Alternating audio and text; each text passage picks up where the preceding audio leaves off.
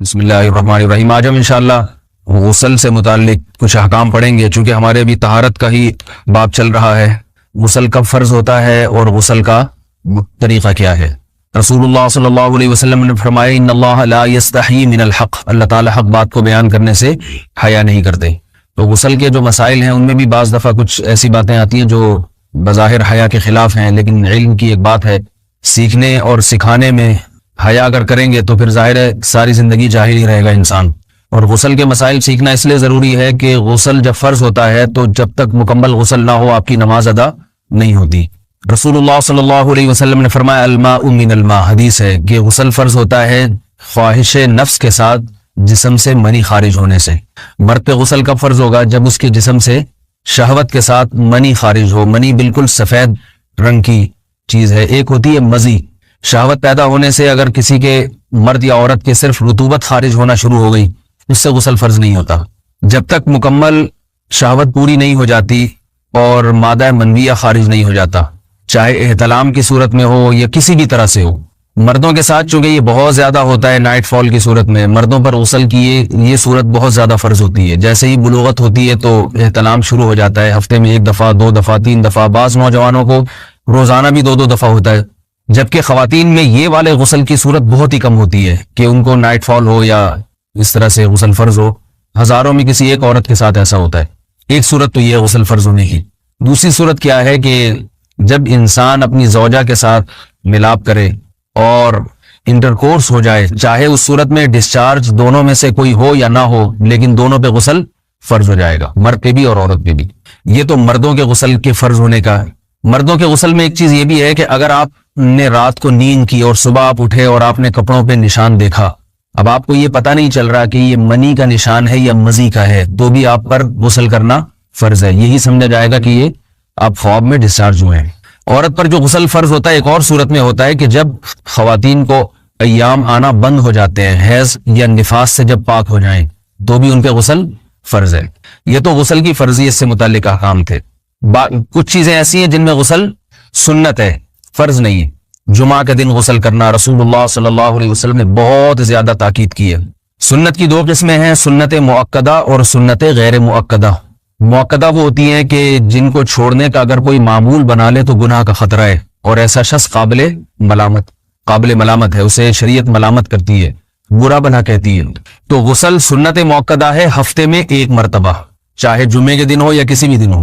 جو مسلمان ہفتے میں 1 دفعہ بھی نہیں نہاتا، وہ کتنا ہی نیٹ کلین ہو، مگر شریعت کی نظر میں وہ قابل ملامت ہے، اسے تانے دینے چاہیے کہ شرم نہیں آتی ہو مسلمان مگر رہتے ہو بھنگیوں اور چماروں کی طرح۔ ملامت تو اسی کو کہتے ہیں نا۔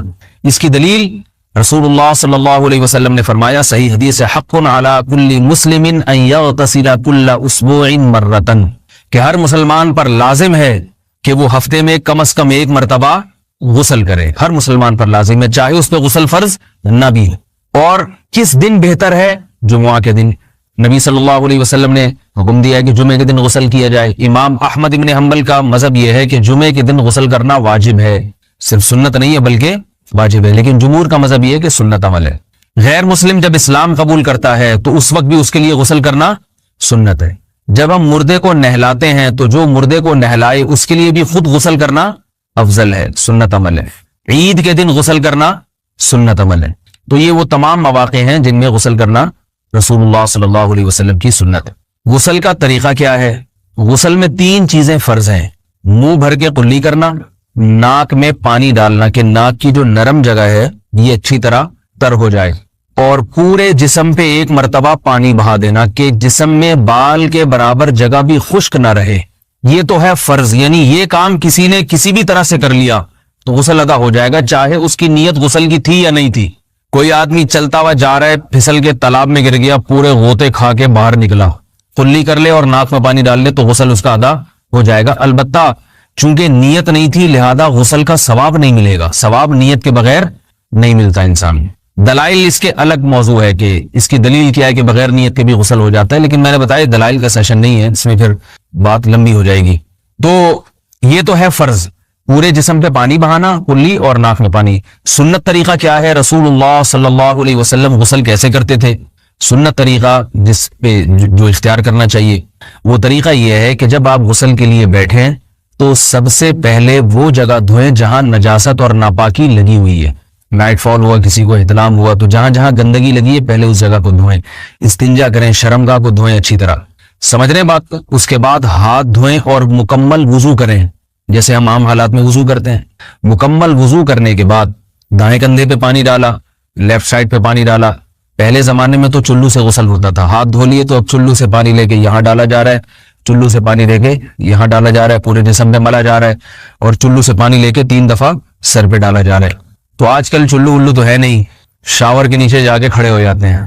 تو اس میں یہ کہ شاور کھولے کھڑے ہو جائیں, سارے چلو اس میں خود بخود ہی ہو جائیں گے, پورے جسم پہ پانی بہ جائے گا. نبی صلی اللہ علیہ وسلم کے دور میں یہ جدید چیزیں نہیں تھی, شیمپو اور صابن. تو آپ صلی اللہ علیہ وسلم بیری کے پتوں سے غسل کی ترغیب دیا کرتے تھے. بیری کے پتوں کو اگر پانی میں پکایا جائے تو پانی میں میل کچیل صاف کرنے کی صلاحیت بہت بڑھ جاتی ہے. ہمارے زمانے میں اس تکلف کی ضرورت نہیں ہے, صابن ملتے ہیں اس سے نہایا کریں. بہرحال کہنے کا مقصد یہ آپ لوگوں سے, تو یہ سنت طریقے سے غسل ہو جائے گا آپ کا. سمجھ رہے ہیں بات کو. سب سے پہلے استنجا کیا, اس کے بعد وضو کر لیا, اس کے بعد غسل کر لیا. اگر کسی نے غسل میں وضو نہیں کیا اور ویسے ہی پورے جسم پہ پانی بہا دیا تو بھی اس کا وضو خود بخود ہو جائے گا. اس غسل سے وہ نماز پڑھ سکتا ہے, کیونکہ بعض لوگ غسل کرنے کے بعد دوبارہ وضو کر رہے ہوتے ہیں. اس کی ضرورت نہیں ہے, کیونکہ جب غسل کرتے ہیں تو وضو والے اعضاء تو خود بخود اس میں دھل جاتے ہیں. یہ ہے غسل کا طریقہ. وضو کیسے ٹوٹتا ہے؟ جن چیزوں سے غسل فرض ہوتا ہے ان چیزوں سے وضو تو بہرحال ٹوٹتا ہی ہے. اس کے علاوہ بھی وضو ٹوٹتا ہے. اس سے پچھلے لیکچر میں نے کچھ تفصیل بتائی تھی کہ نجاست جسم سے کہیں سے بھی خارج ہو جائے یا نجاست نکل کے بہہ پڑے, اگر قضائے حاجت کی جگہوں سے نجاست خارج ہوئی ہے تو نظر بھی آ جائے وضو ٹوٹ جائے گا, اور قضائے حاجت کے علاوہ جگہوں سے اگر نجاست خارج ہوئی ہے, خون وغیرہ ہے جیسے, تو جب تک نکل کے بہے گا نہیں تو اس وقت تک وضو نہیں ٹوٹے گا. سمجھ رہے بات کو. وضو کا طریقہ کیا ہے؟ سب سے پہلے دونوں ہاتھوں کو دھویا جائے, 3 دفعہ کلی کی جائے, مسواک کی جائے, 3 دفعہ ناک میں پانی ڈالا جائے, پھر پورے چہرے کو پیشانی, یہ جو ہے جہاں سے پیشانی ہماری شروع ہو رہی ہے اور تھوڑی کے نیچے تھوڑی جہاں ختم ہو رہی ہے, اور ایک کان کی لو سے دوسرے کان کی لو تک 4 اعضاء ہیں وضو میں دھونا فرض ہیں. 1 چہرہ, نمبر 2 بازو, نمبر 3 سر کا مسا, چوتھائی سر, اور نمبر 4 پاؤں کو دھونا. اس کی دلیل قرآن مجید کی مشہور آیت ہے فَاغْسِلُوا وُجُوهَكُمْ وَأَيْدِيَكُمْ إِلَى الْمَرَافِقِ. اللہ فرماتے ہیں ایمان والو, جب نماز کا ارادہ ہو تو اپنے چہروں کو اور اپنے ہاتھوں کو دھو, سر کا مسا کرو اور پاؤں کو ٹخنوں سمیت دھو. دھونے کا حکم ہے قرآن مجید میں. البتہ سر کے بارے میں یہ نہیں ہے پورے سر کا مسا کرو, بلکہ آ رہا ہے وَامْسَحُوا بِرُؤُوسِكُمْ. با کا لفظ ہے, با آتی ہے تبعیض کے لیے کہ سر کے بعض حصے کا مسا. اب بعض حصے کا قرآن حدیث میں کہیں تذکرہ نہیں ہے, تو اس میں فقہاء کرام کے اجتہادات ہیں. امام شافعی فرماتے ہیں تھوڑا سا بھی ٹچ کر لیا سر کو ہو جائے گا. امام ابو حنیفہ فرماتے ہیں نہیں, کم از کم 1/4 کا ہونا ضروری ہے. سب کے اپنے اپنے دلائل ہیں, ان دلائل میں نہیں جاتا. فقہ حنفی کو جو فالو کرنے والے ہیں تو ان کو چاہیے کم از کم 1/4 سر کا مسا, یہ فرض ہونے کے لیے ضروری. مگر سنت کیا ہے؟ پورے سر کا مسا. نبی صلی اللہ علیہ وسلم دونوں ہاتھوں کو بھگو کے پورے سر کا مسا کرتے تھے ایسے. سمجھ رہے بات کو. اور مسا کے جو یہ ٹیکنیکل طریقے ہیں کہ آپ یوں پہلے انگلی بنائیں, پھر یوں لے کر جائیں, پھر یوں گھما کے لائیں, پھر یوں, یہ ٹیکنیکل طریقے حدیث سے ثابت نہیں. مسا کا طریقہ کیا ہے؟ بھیگا ہوا ہاتھ لے کے ایسے پورے سر کو ہو گیا. پھر حدیث میں یہ بھی ہے کہ یوں لے جاؤ اور یہ بھی ہے کہ 2 واپس بھی لے کر آؤ, دونوں طرح سے ثابت. تو ایسے بھی کر سکتے ہیں کہ یوں لے جائیں, اور ایسے بھی کر سکتے ہیں لے کے جائیں اور پھر واپس بھی لے آئیں, دونوں طریقے جائز ہیں. لیکن کم از کم سنت اتنی ہے کہ پورے سر کا مسا ہونا چاہیے. بعض لوگوں کو شو مارنے کا شوق ہوتا ہے, اگر وہ واپس لائیں تو بال ان کے خراب ہو جاتے ہیں, کہتے ہیں یار یہ پھر مسئلہ خراب ہو جائے گا, تو پھر ایسے لوگ صرف یوں ہی لے جائیں کافی ہے. افضل تو یہ کہ یوں بھی لے جائیں, دونوں طرح سے صحیح ہے, بہرحال دونوں حدیث سے ثابت ہیں. سمجھ رہے بات کو. اور یہاں ایک اہم مسئلہ بتا دوں, قرآن مجید نے پاؤں کو دھونے کا حکم دیا ہے, پاؤں پہ مسا کرنے کا حکم نہیں دیا. اور حدیث میں خفین پر مسا کرنے کا حکم ہے. تو قرآن اور حدیث کو فقہاء نے جمع کیا ہے, لہذا وہ موزے جن میں آسانی سے پاؤں دھوئے جا سکتے ہیں ان میں چاروں ائمہ کے نزدیک پاؤں پہ مسا کرنا جائز نہیں. سعودی عرب میں جو بعض سلفی حضرات اور یہاں ہمارے ہاں بھی اہل حدیث حضرات نے عام موضوع پر بھی جو مسا کی ایک روایت ڈال دی ہے, اسلاف میں, تابعین, تبع تابعین میں اور چاروں ائمہ کے مذاہب میں اس کا ثبوت نہیں ملتا. اگر اسلاف میں کوئی قائل بھی ہے تو ایک شاذ قول, اکا دکا قول ملتا ہے, ورنہ یہ ائمہ اربعہ کے مذہب کے خلاف ہے. اور جو احادیث جو نقل ہوتی ہیں صحیح سند کے ساتھ ان کے بھی خلاف اور قرآن کی آیت کے بھی خلاف ہیں. اس لیے کسی نے عام ساکس پہ اگر مسا کر لیا، جو عام طور پہ آفس پہن کے جاتے ہیں لوگ، اس میں تو پاؤں، آپ اگر ساکس کو پانی کے نیچے رکھیں پورا پاؤں دھل جائے گا آرام سے. تو وہاں کیا ہو رہا ہے کہ قرآن مجید کے حکم کی مخالفت لازم آ رہی ہے، آپ پاؤں دھو نہیں رہے. تو اس لیے ہم یہ سمجھتے ہیں کہ اس صورت میں نماز ادا نہیں ہوگی. سعودی عرب میں بعض سلفی حضرات نماز پڑھاتے ہیں، وہ ایسے ہی کرتے ہیں کہ عام ساکس پہ مسا کر کے نماز پڑھا لیتے ہیں. تو فتویٰ اسی پر ہے کہ ان کی اگر کسی کو یقین ہے کہ اس نے عام ساکس پہ مسا کر کے نماز پڑھائی ہے تو اس کے پیچھے نماز ادا نہیں ہوگی، کیونکہ قرآن کے مطابق اس کا وضو ہوا ہی نہیں ہے.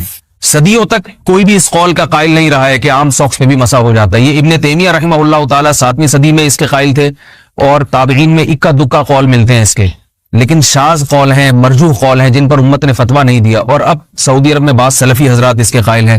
ہمارے ہاں اہل حدیث حضرات بھی چونکہ اکثر سعودی عرب کے سلفی حضرات ہی کو فالو کرتے ہیں، تو انہوں نے بھی وہیں سے یہ فتویٰ لیا ہے. لیکن ائمہ اربعہ کے مذہب میں اور دلائل کے لحاظ سے دیکھا جائے تو یہ مذہب کمزور ہے. قرآن نے پاؤں کو دھونے کا حکم دیا، آپ دھوئیں گے پاؤں جب تک دھونا ممکن ہے. چمڑے کے موزے ہیں ان کو دھونا ممکن نہیں ہے اتارے بغیر، لہذا ان موزوں کے اوپر مسا ہو جائے گا. تو اس سے قرآن پر بھی عمل ہو جائے گا اور حدیث پر بھی عمل ہو جائے گا.